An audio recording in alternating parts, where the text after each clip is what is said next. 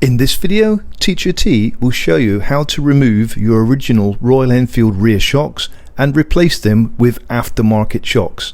Is it worth doing? Absolutely yes, and something you should consider before spending money on any other upgrade on this motorbike.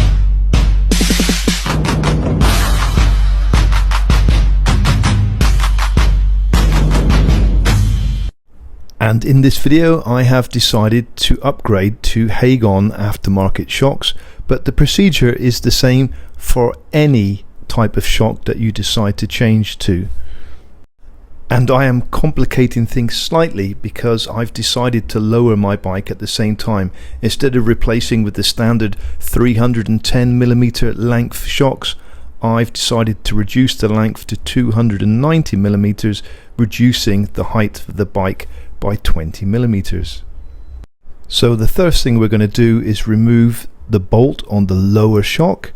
There's no need to use a spanner on the left hand side like I'm doing, because that nut is welded to the bike. So I'm using a 14mm socket. I don't know why I'm holding that nut. It looks like it's welded in place, so I don't need to hold that one on the other side.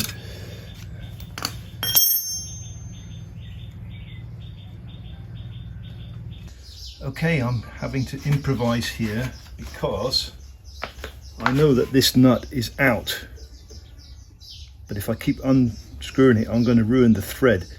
It's because of the pressure of the suspension pushing down, so I need to lift the swing arm up. So I'm using an old car jack, and I'm going to use a piece of wood with a padded microfiber cloth on top to protect my swing arm. So I'm just raising the car jack to release the pressure from the bolt.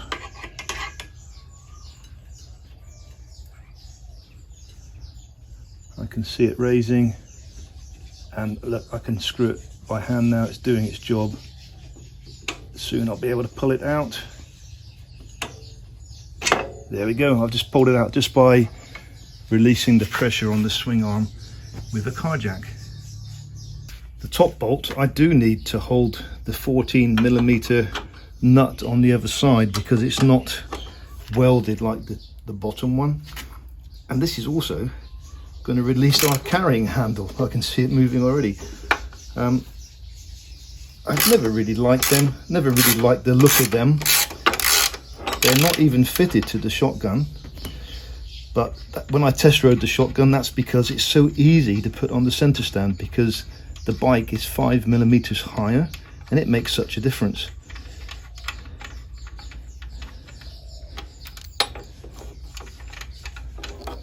Well, the rear nut is out. The rear nut is out.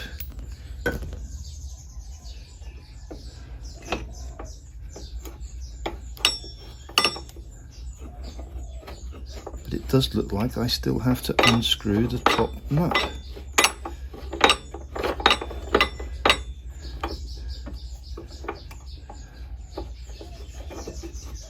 Yep, it still needs to be unscrewed for some reason. So the nut must be a safety locking nut. There we go, it's out. My suspension unit is out, my carrying handle is out. Do I put them back on? I think I will, because even though I don't like the look of them, they do come in handy for bunging things on the back seat sometimes, so I will keep them on.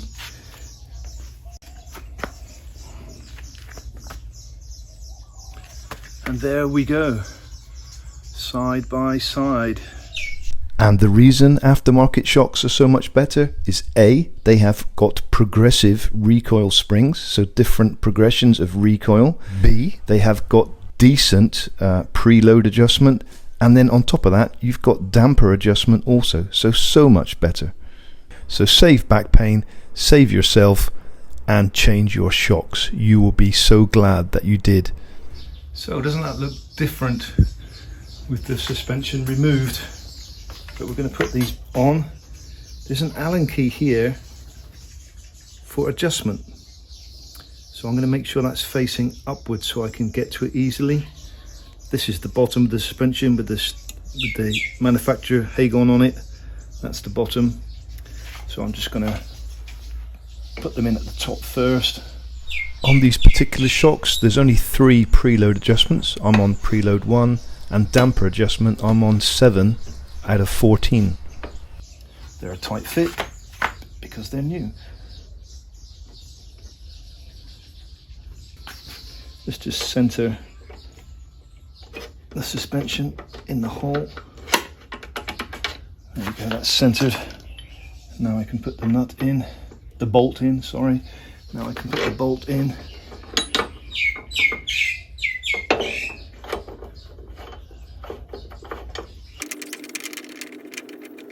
So that's it. There is a thread on the other side even without the nut. So the nut is just a lock nut by the looks of things.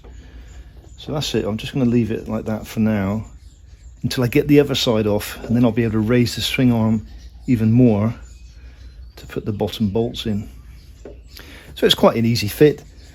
This is taking me a bit longer because I'm filming, but I think you could do this job in 10 minutes maximum.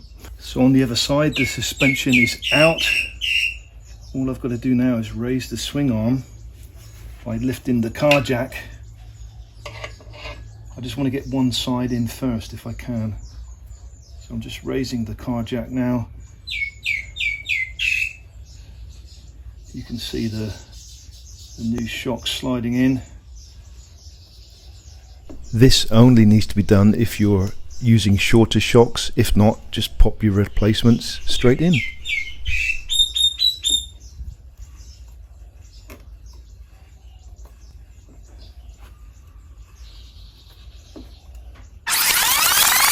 I'm just going to use this to center the hole again, like I did the top one.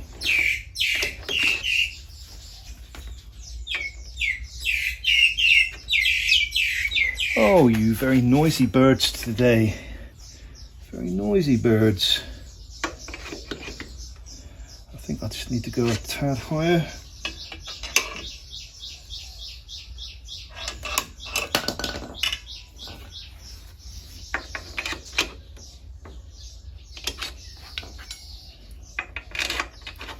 Yeah. Now everything's held in place. I can relax again.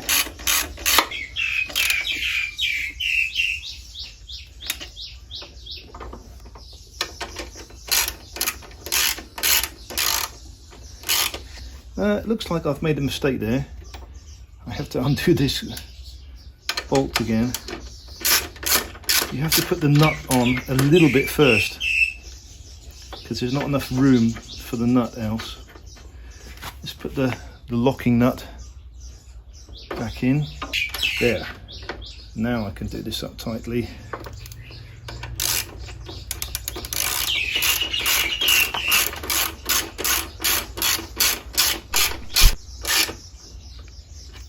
Now I need to hold the locking nut on the other side, 14mm to 14mm. Are my handles in the right place? Yes.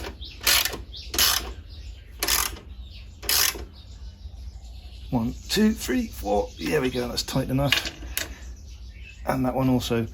I need to get a torque wrench, but I can feel that's pretty much the same as what I took it off as. So that's good. So one is done. It's in. Woohoo! And it's the same procedure for the other side of the bike.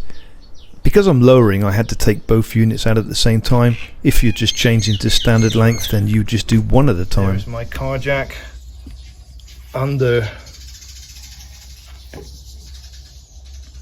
the swing arm. I can take the wood out now.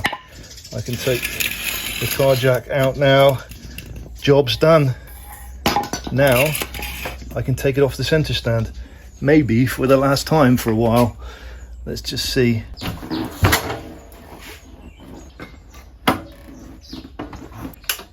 Let's try these babies out.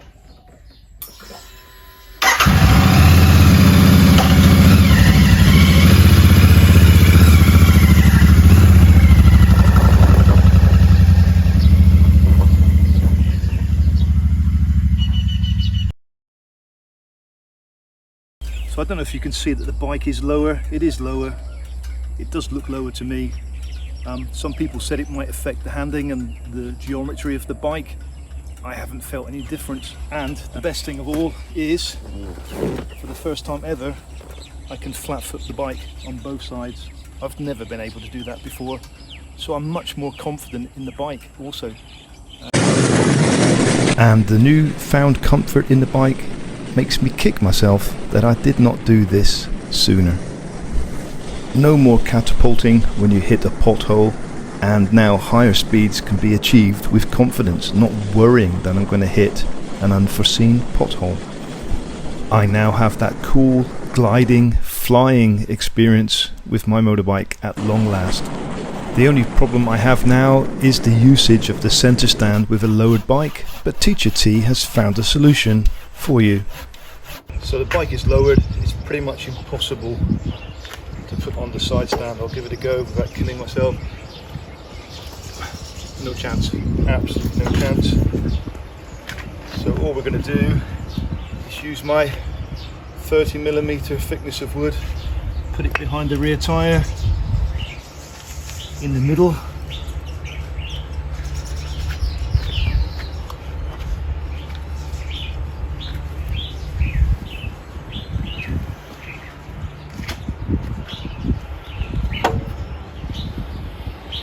level it off on the two pegs.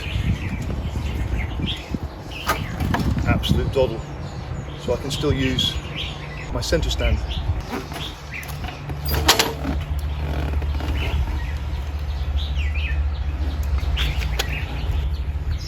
It's lightweight enough for me to carry around in my saddlebag for when I want to use the centre stand.